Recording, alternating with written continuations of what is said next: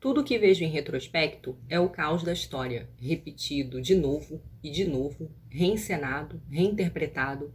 O mundo, seu coração fudido, palpitando debaixo de nós, falhando, bagunçando e arruinando tudo de novo e de novo, à medida que serpenteia ao redor de um sol.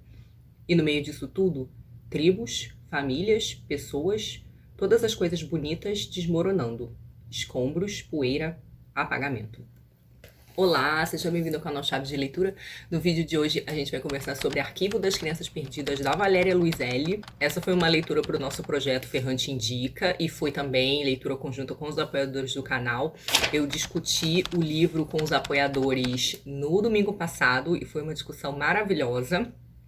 Embora eu deva dizer que a Valéria Luiselli, acho que assim como Borges, essa foi até uma comparação que eu fiz lá no clube de leitura, ela é uma autora que exige, né? E talvez não seja uma autora muito unanimidade, não. É aquela autora, é aquele autor que ou te instiga e você acha muito interessante, ou que você pode ficar profundamente entediado, tá? Porque ela faz umas experimentações, a literatura dela tá muito ligada a essa coisa da experimentação, de uma espécie de subversão do cânone, né? É uma autora que se reporta muito a uma tradição canônica, mas sempre meio que para fazer uma provocação, para fazer um jogo com ela, né? É uma coisa que não é muito reverente, né? Conhece, mas joga com ela de um modo não necessariamente reverente.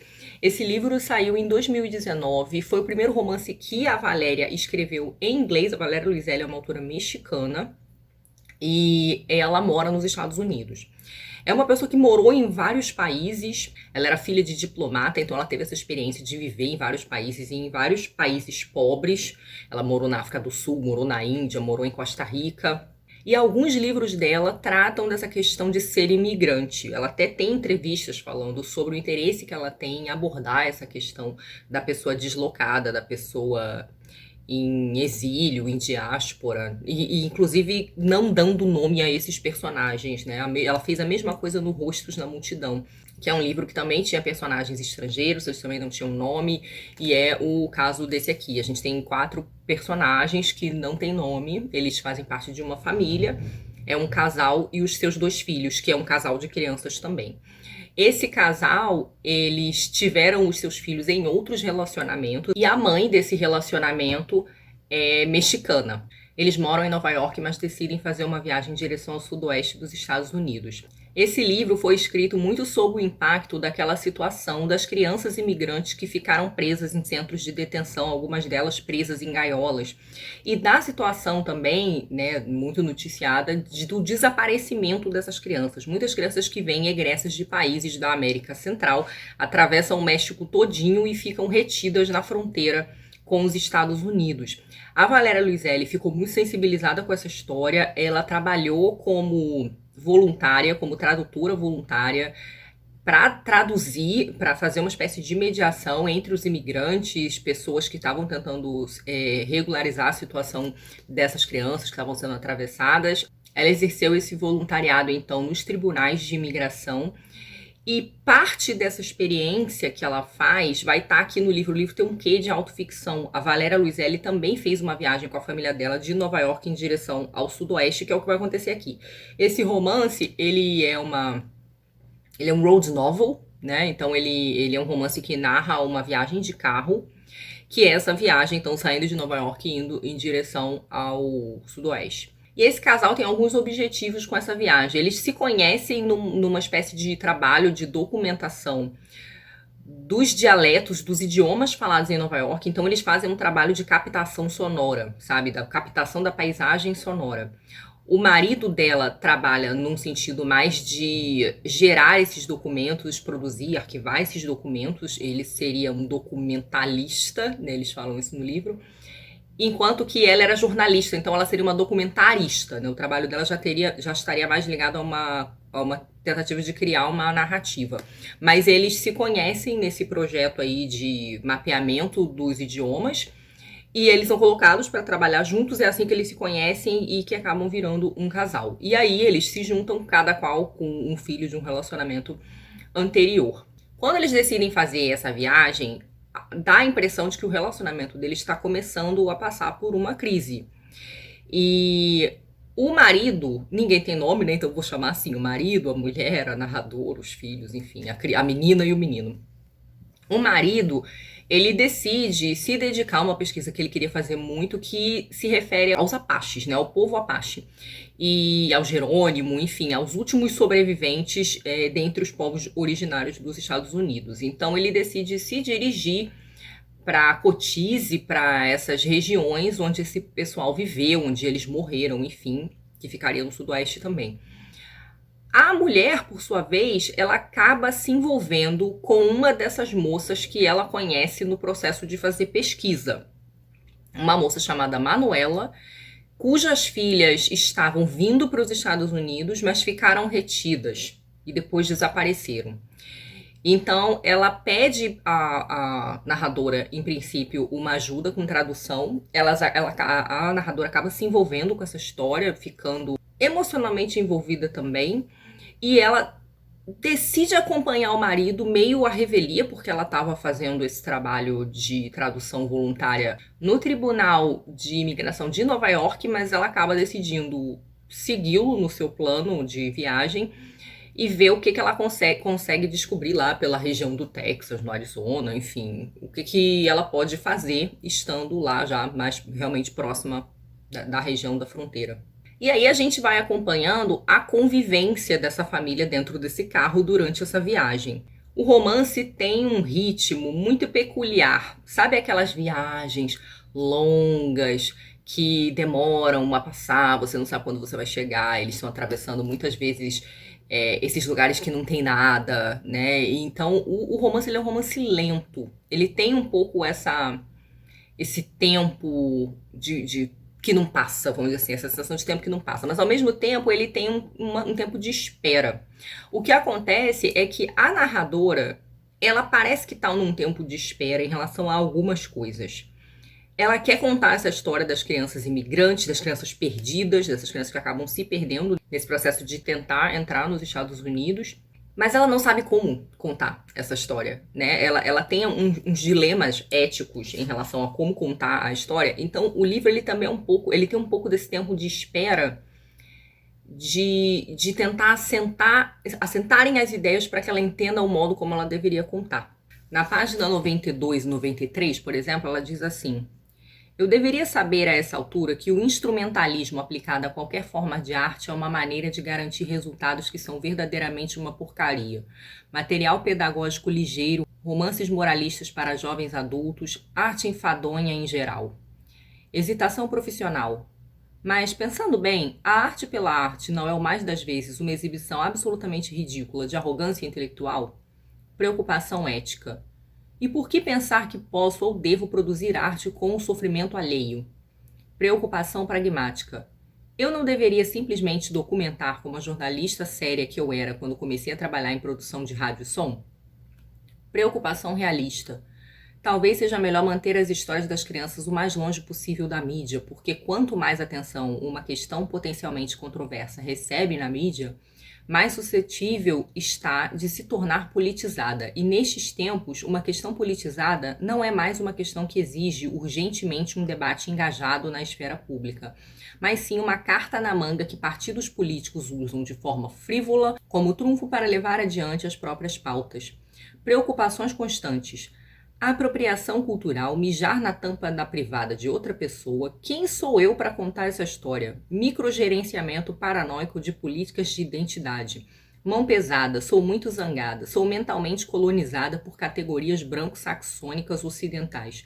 Qual é o uso correto dos pronomes pessoais? Use com parcimônia os adjetivos. E porra, quem dá a mínima para o quanto os verbos frasais são caprichosos? Então a gente vê que ela tá com uma série de preocupações, ela não sabe como contar essa história direito, e o livro, em parte, ele é o processo de tentar descobrir como contar essa história. É a reflexão dela. Então o livro, ele, como eu falei, ele tem um pouco esse tempo da espera. E eu tenho gostado muito desses livros que tem um tempo mais lento. Seja um tempo de contemplação, seja um tempo de observação, que eu acho que é um pouco o tempo desse livro também, e esse tempo da espera. Eu acho que o livro também tem um pouco de tempo da espera por causa do relacionamento dela. De certo modo, ela está tentando ver para onde a coisa vai, né? Fica ali pairando entre aquela família dentro daquele carro, meio que a expectativa de que as coisas podem estar para acabar em breve. A primeira parte do livro, ela é narrada pela mulher, ela tem um pouco esse esquema de entradas, quase como se fossem entradas de diário, de um diário de escrita ou de uma diário pré-escrita, algo assim, enfim, essas reflexões que ela faz. Mas depois, na segunda parte do livro, ele vai passar a ser narrado pelo filho, né? Essas crianças, o filho tem 10 anos e a menina tem 5.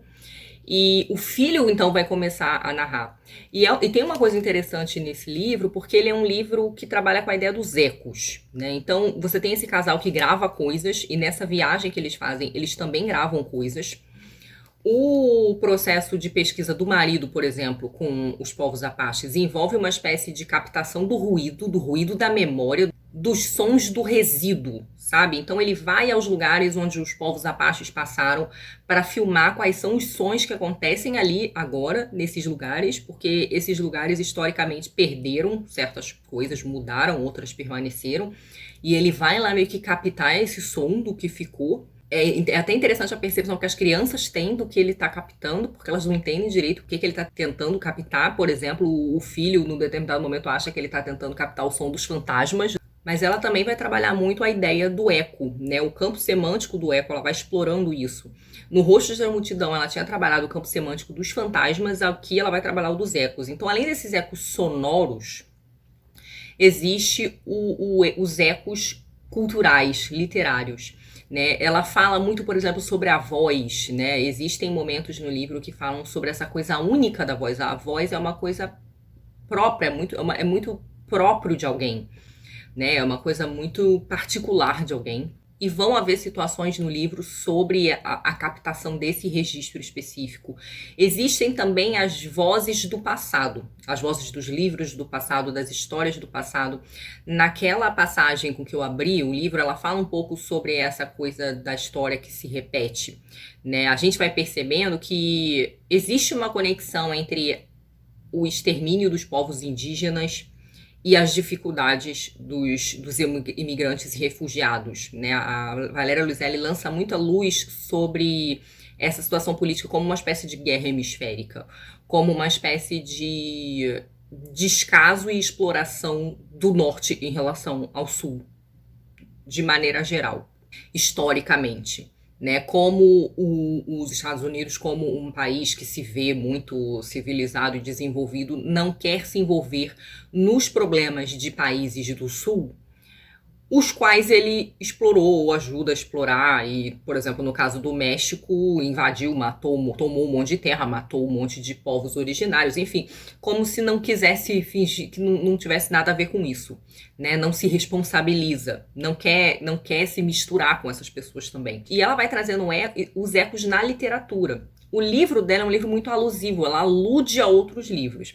Não é necessário que a gente reconheça todas as alusões que estão aqui, eu mesma não reconheci, até porque vários livros eu não tinha lido, mas ela alude, por exemplo, ao Pedro Páramo, o romance famoso do Juan Rulfo, esse por acaso eu tinha lido. Ela alude ao Terra Devastada, poema do Eliot, que eu também tinha lido, mas ela alude a outros livros, eu não vou dizer todos, inclusive alguns já até separei aqui, tô com vontade de ler, por causa da menção.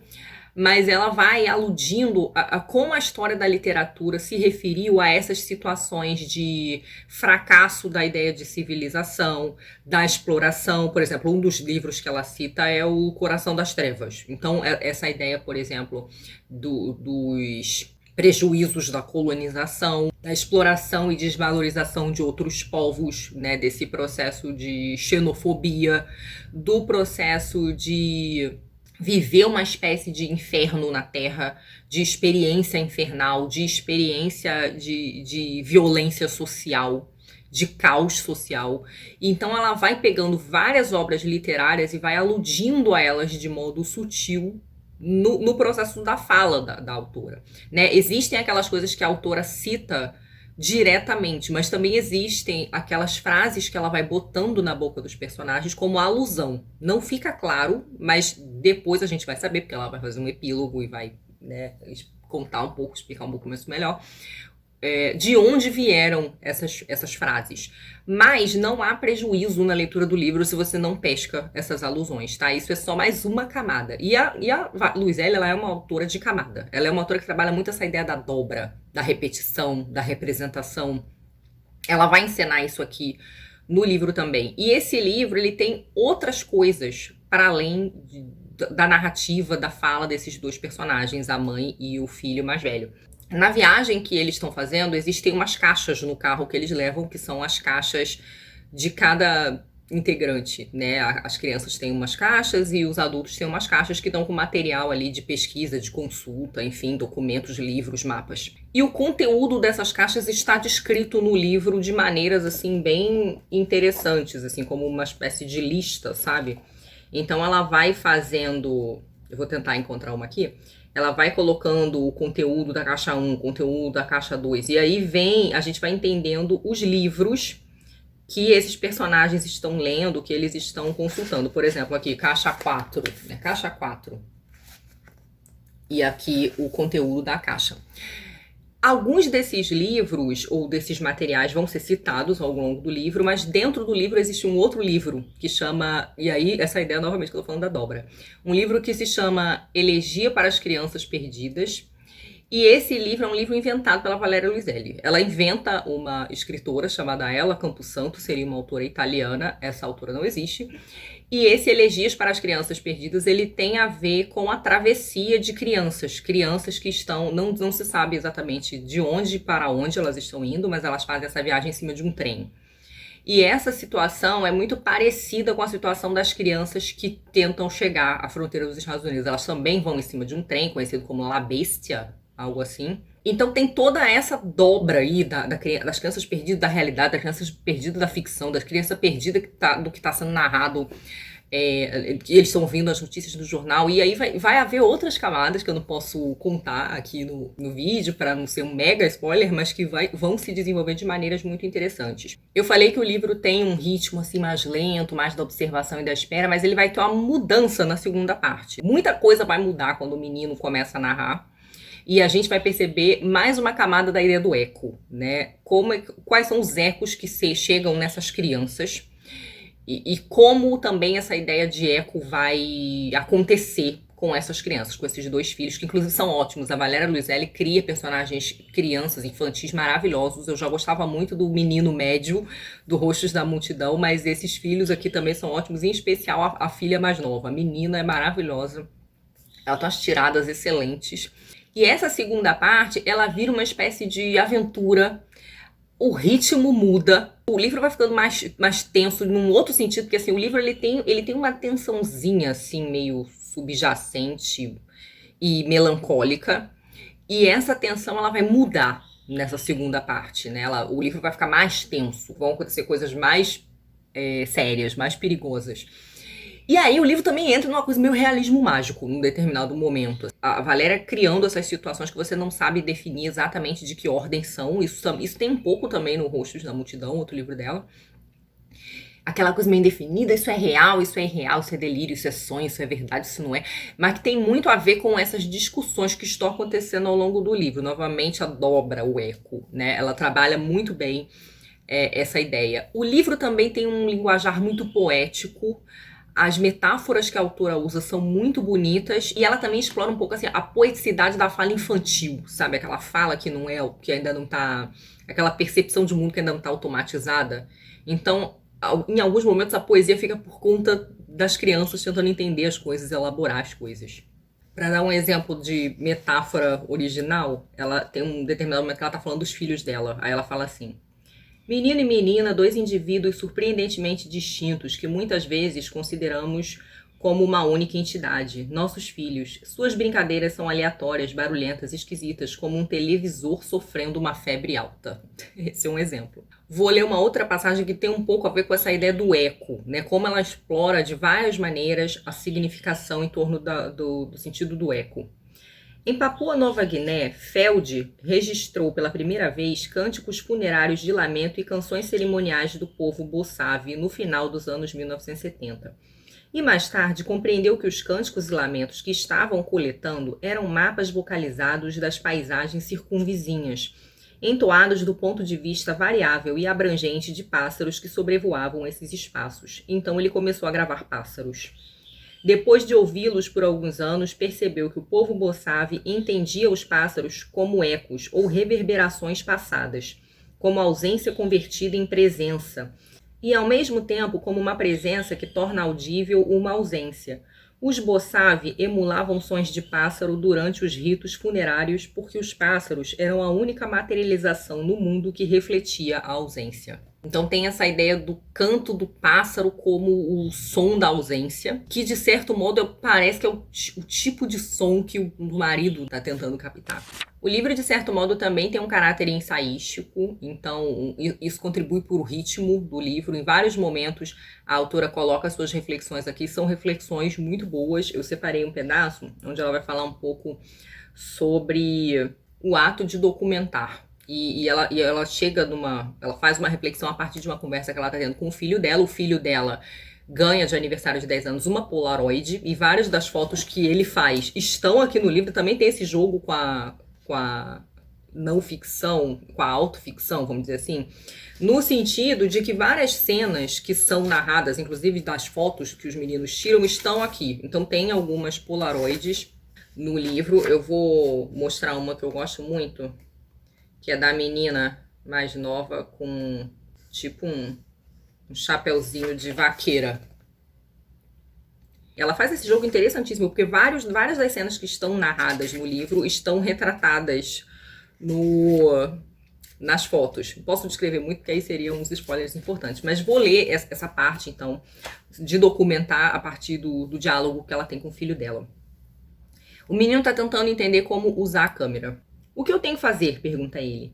Eu lhe digo, tentando traduzir entre uma língua que conheço bem e uma língua que pouco conheço, que basta pensar em fotografar como se estivesse gravando o som de um eco. Mas, na verdade, é difícil traçar paralelos entre a sonografia e a fotografia. Uma câmera consegue captar uma porção inteira de uma paisagem em uma única impressão. Mas um microfone, mesmo um parabólico, pode apenas obter amostras de fragmentos e detalhes. O que eu quero dizer, man, é que botão eu tenho que apertar e quando. Mostro a ele a ocular, a lente, o foco e o obturador. E quando, através da ocular, ele olha para o espaço ao redor, sugiro. Talvez você possa tirar uma foto daquela árvore crescendo por entre o cimento. Por que eu faria isso? Não sei, apenas para documentar, eu acho. Isso não significa nada, man, documentar. Ele tem razão. O que significa documentar algo? Um objeto, nossa vida, uma história. Creio que documentar coisas através da lente de uma câmera, em papel ou com um dispositivo de gravação de som, é, na verdade, apenas uma maneira de contribuir com mais uma camada, algo como fuligem, para todas as coisas já sedimentadas em uma compreensão coletiva do mundo. Então é interessante isso que ela fala, de que quando você documenta, você acrescenta uma camada na realidade, né? E de certo modo, o livro dela, que traz algumas reproduções de documento, alusões de outros livros, parece que ela tá construindo, ela tá acrescentando uma camada na realidade aqui com esse livro. Com esse livro sobre a escrita de uma história, sobre a documentação de uma situação geopolítica. Eu acho que uma outra coisa que eu gosto muito nesse livro é como a Valéria tenta captar ou falar sobre essas coisas de que é difícil falar objetivamente. Isso é uma outra coisa que eu gosto muito, né? Eu comentei no início do vídeo que eu gosto muito de que o livro tem um ritmo mais lento, um livro de observação, um tempo de espera. Mas eu também gosto muito de que ela se detenha sobre essas coisas sobre as quais é difícil descrever objetivamente. E eu acho que há muita mistura aí. Eu acho que tem essa coisa de uma história que ela não é compartimentada, em que as coisas elas são juntas e se misturam e se repetem. Eu acho que isso tem a ver um pouco com eco. Eu acho que quando ela trabalha também essa ideia de dobra, né, como essas coisas se sobrepõem. Acho que existe um pouco da reflexão de como a gente afeta a realidade, porque tem coisas que vão acontecer na segunda metade do livro que tem muito, assim, elas estavam em curso e a narradora não estava percebendo. Então tem essas coisas também de como as coisas que a gente faz, muitas vezes inconscientemente, estão tendo um efeito no que está para acontecer. Ou no que já aconteceu, de certo modo. Ou em cima, vai acrescentar um resíduo em cima do que já aconteceu, de certo modo. E isso me fez lembrar as outras leituras que eu fiz para o Projeto Ferrante Indica, né? Eu acho que essa coisa da espera tem a ver com o livro da Rachel Cusk, O Esboço. Essa coisa de se aperceber de que o que você faz, mesmo que passivamente, de certo modo, uma escolha de agir mais passivamente, como isso também tem um efeito, como isso também gera uma consequência. E eu acho que a Helena Ferrante, né, a pessoa que indicou os livros que a gente está lendo para esse projeto, ela também era uma autora que, de certo modo, estava tentando falar daquilo que nem sempre é fácil de descrever objetivamente. E eu acho que isso tem muito a ver, por exemplo, com o conceito de frantumalha, que ela desenvolve na tetralogia napolitana, que reaparece de algum modo no Dias de Abandono, sobre o qual ela vai falar um pouco melhor no livro dela, né, de não ficção, o Frantumalha mesmo. Então eu acho que uma coisa que me atraiu realmente também nesse livro é um pouco essa ideia de falar sobre uma experiência de algo difuso, ou sobre a consciência de uma realidade mais difusa. Isso me interessa muito, as pessoas que se detêm sobre isso. E eu acho que a Louise faz muito bem, além de ela ter esse texto que é muito instigante, na minha opinião. Assim, ela, num determinado momento, fala aqui sobre autoras que ela lê, e que essas autoras parece que causam uns curtos-circuitos na cabeça dela, né? Ela fala da Emily Dickinson, ela fala da Hannah Arendt, autoras que quando ela lê, ela sente esse curto-circuito que de certo modo ilumina algo que estava confuso. E a Tati lembrou muito bem isso no nosso grupo do WhatsApp, a Tati Dantas, que ela sente isso com a Louise. Eu definitivamente sinto isso com a Louise também. Acho que ela é uma autora que definitivamente dá esses circuitos e chama a nossa atenção para coisas que nem sempre estão muito óbvias ou muito evidentes. Então, assim, eu amei esse livro. Eu tenho dificuldade, talvez, de dizer qual livro da Louise é meu favorito. Eu acho que esse me comoveu mais. A literatura da Louise, ela nem sempre é uma literatura de comoção, né? Talvez eu não diria isso sobre A História dos Meus Dentes, embora ele seja um livro interessantíssimo, muito engraçado, muito inusitado. O Rostos da Multidão, ele tem a sua melancolia, mas eu acho que esse aqui foi um livro que ele me agradou muito no tom, ele me agradou nas reflexões da parte ensaística, ele me agradou quando ele fica dramático, e então ele tem essa parte de me comover nas emoções também, assim. Ele é um livro que me agrada muito no sentido intelectual, mas também me comoveu no sentido da emoção das coisas que acontece. O final desse livro, assim, eu terminei o livro agarrada, assim, com ele abraçada, sabe? Então, provavelmente ele virou um favorito. Porque eu gosto muito do Rostos da Multidão também, mas eu acho que quanto mais eu penso sobre esse, acho que ele virou um favorito. Eu recomendo muitíssimo. Acho que mesmo como uma leitura difícil, talvez truncada, que pra mim não foi nem um pouco, tá, gente? Eu queria morar dentro do livro, assim. Pra mim foi tipo fluidez. Mas eu sei que pra outras pessoas foi uma leitura incômoda. Mas acho que mesmo como leitura incômoda, ele traz discussões interessantes e eu achei tanto isso que ele é o livro que está sendo sorteado aí no nosso sorteio de 7 anos de aniversário do canal. Se você não viu, é o vídeo que saiu na quarta-feira passada. Vou deixar o card aqui. E eu tô sorteando lá, então, o meu livro de poemas e esse livraço aqui, romance da Valéria Luiselli, que definitivamente é uma das minhas autoras contemporâneas favoritas. Então é isso, me digam se vocês leram e o que vocês acharam. Acho que algumas pessoas acompanharam, então tô curiosa para saber a opinião de vocês. Muito obrigada a todos pela companhia, obrigada aos apoiadores e membros pelo apoio com o meu trabalho. Beijos e até a próxima. Tchauzinho.